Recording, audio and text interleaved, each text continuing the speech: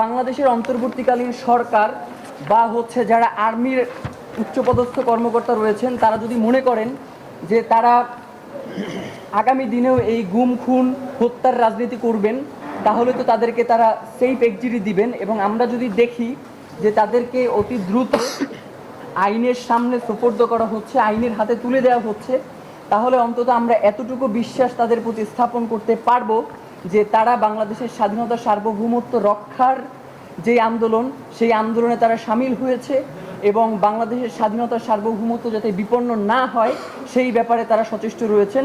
প্রিয় বন্ধুগণ, আজকের সার্বিক যে সার সংক্ষেপ সেটা আমি আপনাদের সামনে তুলে ধরলাম। আপনারা জানেন গত গত যে গুম খুনে অভিযুক্ত সামরিক বাহিনীর বিভিন্ন কর্মকর্তা সহ ২৮ জনের যে যাদের গ্রেপ্তারি পরোয়ানা জারি করা হয়েছে, তাদের ব্যাপারে আসলে বাংলাদেশের মিডিয়ায় কিংবা বাংলাদেশের সাধারণ জনগণের মধ্যে যে ধরনের প্রতিক্রিয়া হওয়ার কথা ছিল আমরা সেরকম দেখতে পাইনি। তারই প্রেক্ষিতে যেহেতু এটা বাংলাদেশের সবচেয়ে গুরুত্বপূর্ণ একটা জায়গা এবং এর সাথে বাংলাদেশের স্বাধীনতা সার্বভৌমত্ব জড়িত, তো আমরা ইনকিলাব মঞ্চ মনে করেছি এই ব্যাপারে আমাদের মতামত জানানো, আমাদের দাবিগুলো জানানো অত্যন্ত জরুরি। এবং তারই প্রেক্ষিতে আমাদের সার্বিক পরিস্থিতি নিয়ে বিস্তারিত বলবেন আমাদের ইনকিলাব মঞ্চের সদস্য সচিব আব্দুল্লাহ আল জাবের, এবং তার প্রেক্ষিতে আমাদের যেসব দাবি দেওয়া এবং আপনাদের যে সকল প্রশ্ন রয়েছে সেসবের উত্তর দিবেন ইনকিলাব মঞ্চের মুখপাত্র শরীফ ওসমান হাদি। আমি ইনকিলাব মঞ্চের সদস্য সচিব আব্দুল্লাহ আল জাবেরকে অনুরোধ করছি বর্তমান পরিস্থিতির প্রেক্ষিতে ইনকিলাব মঞ্চের বিস্তারিত মতামত পেশ করার জন্য। আসসালামু আলাইকুম সবাইকে। আজকের সংবাদ সম্মেলনে যে সকল সাংবাদিক ভাই এবং বোনেরা উপস্থিত হয়েছেন, আপনাদের সকলকে ইনকিলাব মঞ্চের পক্ষ থেকে শুভেচ্ছা জানাচ্ছি। আপনারা জানেন যে ৫ই আগস্ট পরবর্তী সময়ে বাংলাদেশে বেশ কিছু কমিশন গঠন হয়েছে, যার মধ্যে অত্যন্ত গুরুত্বপূর্ণ এবং এই অন্তর্বর্তীকালীন সরকারের সক্ষমতা বহন করে যেই কমিশন, সেটা হচ্ছে গুম কমিশন, যেটা ২৭শে আগস্ট ২০২৪ গঠিত হয়েছে।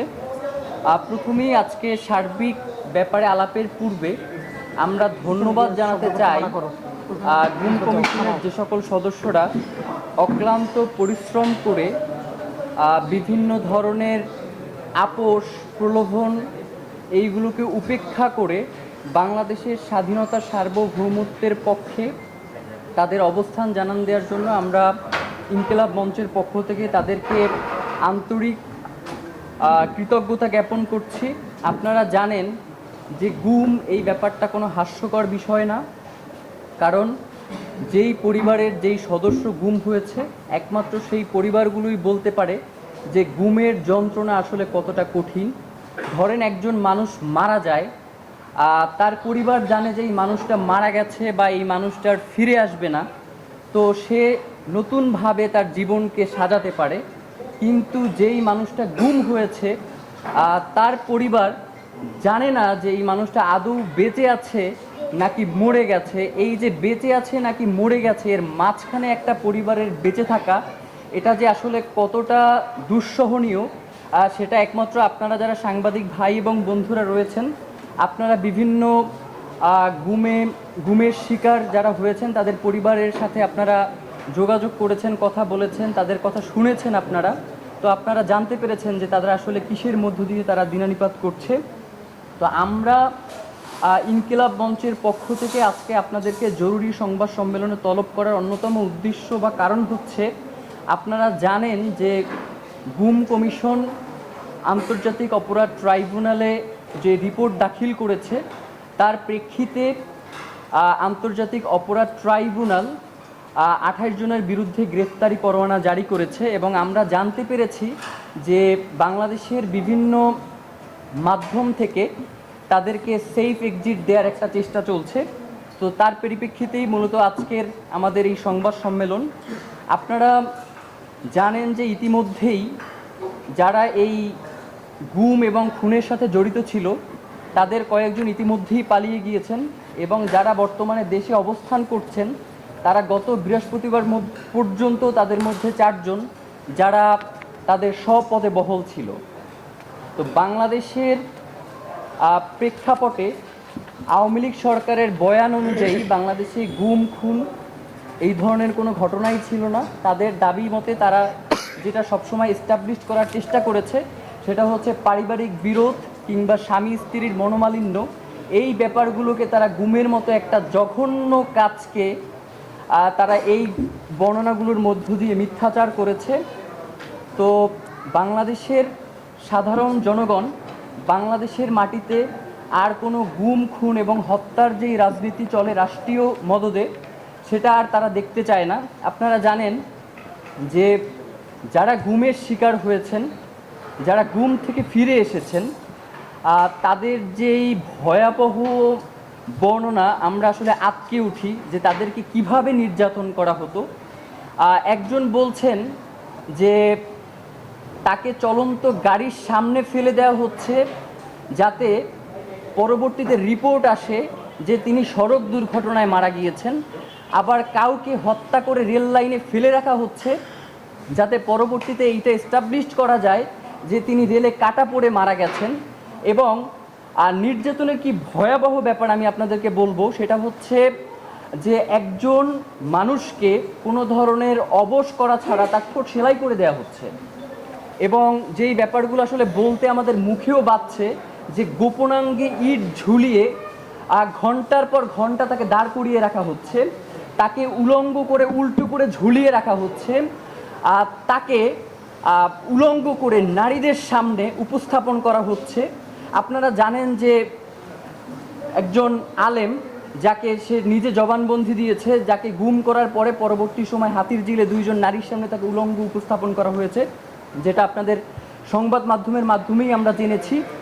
এবং আপনি একটা জিনিস চিন্তা করেন যে একজন মানুষকে আপনি নির্যাতন করছেন এবং সে চিৎকার করছে, আর আপনি সেখানে গান গাচ্ছেন যে বুকটা ফাইটা যায়, বুকটা ফাইটা যায় এই ধরনের বলে। মানে হচ্ছে নির্যাতনের মানে কতটুকু মাত্রা অতিক্রম হলে সেটাকে আসলে নির্যাতন বলা যায় আমরা আসলে বলতে পারছি না। এবং যাদেরকে হত্যা করা হচ্ছে, কাউকে বিষ প্রয়োগ করা হচ্ছে, বিষ প্রয়োগ করে হত্যা করা হয়েছে, কাউকে ইনজেকশন পুশ করে হত্যা করা হয়েছে, কাউকে আপনার হত্যা করে তার পেট কেটে পেটের ভিতরে সিমেন্টের বস্তা ভরে দিয়ে তাকে সাগরে নদীতে ফেলে দেওয়া হচ্ছে। এবং বাংলাদেশে এই গুম খুনের অন্যতম সাক্ষী হয়ে আছে আমাদের বুড়িগঙ্গা এবং শীতলক্ষা। বুড়িগঙ্গা এবং শীতলক্ষাই একমাত্র বলতে পারবে যে বাংলাদেশে বিগত ফ্যাসিস্ট সরকারের আমলে কতগুলো গুম এবং খুন সে হজম করেছে।